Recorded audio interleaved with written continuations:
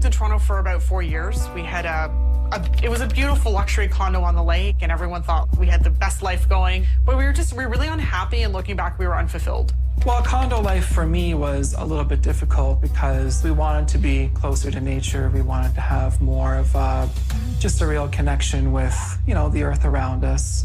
And we weren't really feeling that where we were living. We went on the hunt for a house. And so I said to Jennifer, I said, let's go out to this place called Brantford, which I hadn't even heard of before. As we were getting closer and closer to the house, we were getting more skeptical because it was kind of like a subdivision that we were driving through. And we pulled up to this little house on the hill. We both instantly fell in love with it, and everyone thought we were crazy. It was a very stark contrast to what we were living in Toronto. And when we got here, we knocked on the door, and this older gentleman came to the door. He was well into his 90s. And actually, it was the owner. The agent hadn't arrived yet. He said, oh, come on in, come on in. He was 94, and he wanted to interview everybody who was interested in purchasing the property. He really wanted the property to stay intact. And he said, what are your plans with the house? And I said, well, Jack, I think it needs a paint job, to be honest, so I think I might paint it if you don't mind. And he said, no, that's fine. Jack's wife died when he was in his 70s, I believe. And he believed that he would probably die soon after. He didn't expect to be here as long as he was here for. Jack took a liking to Jen and Daryl and sold them the house. We moved in September 30th of 2011. What we thought was a paint job turned into a complete gut job. It was during the renovation that Jen and Daryl began to notice strange things. Paintbrushes will go missing, keys will go missing. I had a book that went missing. If we lived in a really big house, I think it'd be easier to kind of, but our house is very small, so how far can something travel? When their complicated renovation was in full swing, what was supposed to be the easy job became the most baffling. And there was one particular paint color that Daryl would put on, and the paint would not stick. It just wouldn't stick. And it would fall off, and it would clump off, and it would drip off. We thought, what the heck? So we took it back to the paint company. The paint company said, paint's fine. I don't know what your problem is.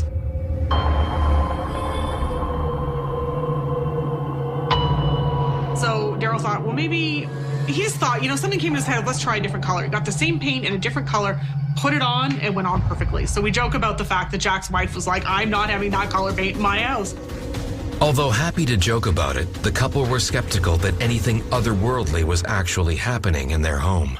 A lot of times when a family moves into a house, they'll do renovations, they'll fix things, they'll change things. A spirit that has been there for many years, they're used to a certain thing and they're used to a certain way that their house was. If you go there and try to create things and do things, they take offense to that. Like, hey, you know what? I was here many years before you and you're not going to change this. And if you are, I'm going to make it difficult for you to do so. Daryl had never believed in anything paranormal. I've always been a skeptic. I guess I would need to see evidence of that to believe that. During all the construction and all the chaos, Charlie, my little dog, he and I were the first two to move into the house.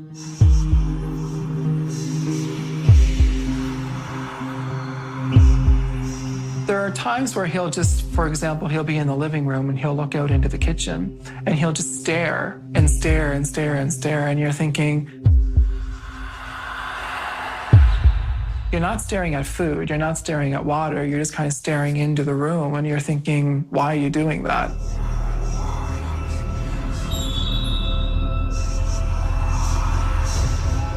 You can tell he's looking, like he's watching something. And you kind of put your head around to see if you can see something too, you know, but I don't see anything.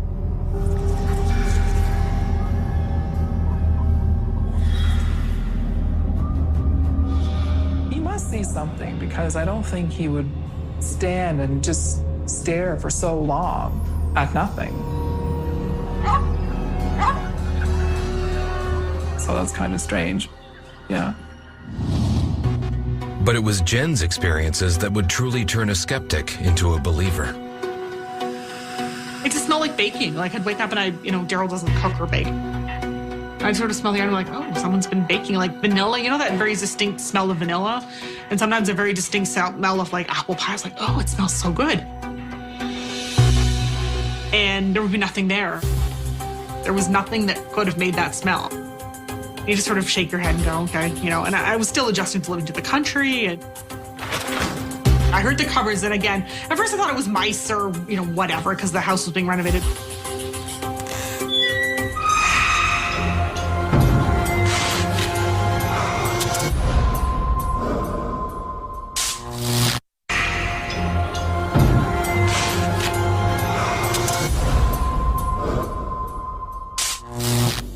Daryl and Jen White fell in love with their little house on the hill, but after promising the previous owner they wouldn't renovate, they decided to do just that.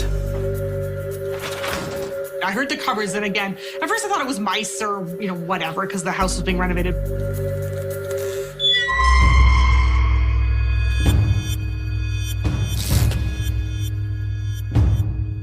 And there she was standing facing the stove.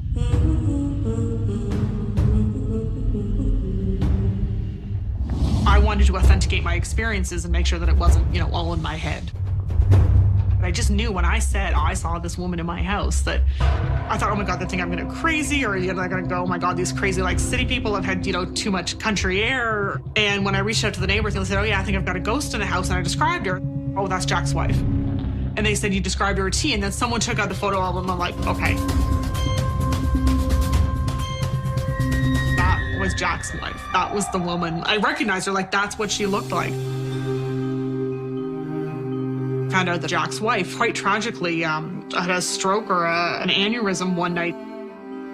Jack was watching hockey about 25 years ago, and she said, I wasn't feeling well. She got up to go lie down, and she dropped dead between here and the back bedroom. Apparently, she was a prolific baker. So that was a really big watershed moment for me that, yeah, I'm living with something. My life was about to change. As soon as I sort of admitted it, then it started to get like exponentially more frequent and powerful.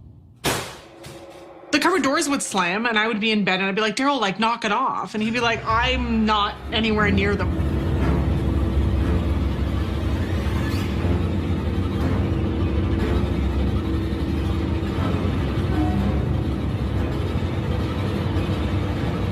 And she turned around and looked at me and kind of smiled at me and then vanished. Okay, this is real, this is happening.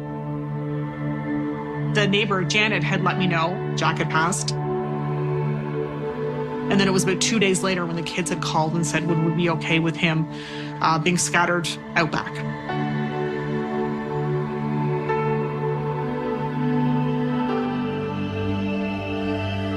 So they came back here and scattered his ashes back in the woods where he was most happy.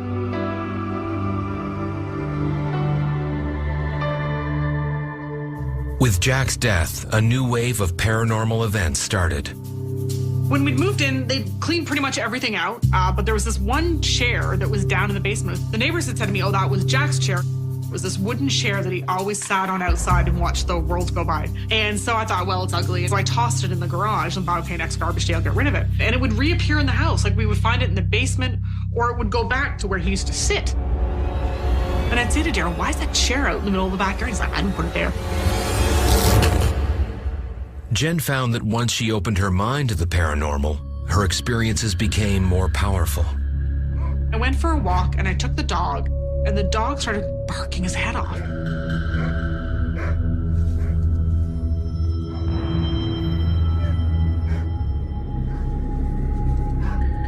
Barking, barking, barking, and then he started staring up the hill, and I thought. So I turned my head and I looked up the hill.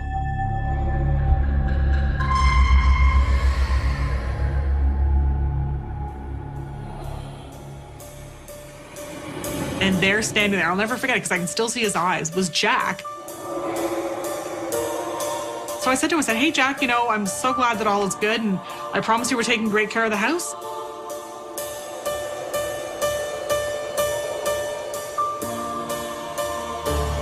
And then he vanished and we continued on with our walk. So it was a really interesting and unique experience. A paranormal encounter changes many lives every day, and a lot of it has to do with the acceptance of knowing that something is there that is not supposed to be. So I was that typical white Anglo-Saxon Protestant conservative person who had a great job. I had a very myopic black and white view of the world. Now I'm talking to dead people. All of a sudden, I accept and respect that there's a whole lot out there that we don't understand. Once you know that there is life after death, you may treat your life a lot differently. You may live it differently. You may not take it for granted to know that in a split second in time, you could be in that same altered state. There's good advantages that come out of a paranormal encounter, and a lot of it is to appreciate life as you know it while you're alive. Since Jack's passed, I haven't seen her, which is really interesting. So when Jack passed, I have not seen her since. I haven't smelt her, I haven't seen her, I have nothing. And I think because she died so suddenly and Jack stayed here for so long that I'm convinced that she was here the whole time Jack was. A relationship between a husband and wife that maybe the marriage lasted 30 years. You don't want to be away from your partner, so there are spirits who will hang around and wait for that, and them two can live a life together in the afterlife. We still call Jack's house and Jack's property. We've been here 4 years. I don't know if we'll ever stop calling Jack's house.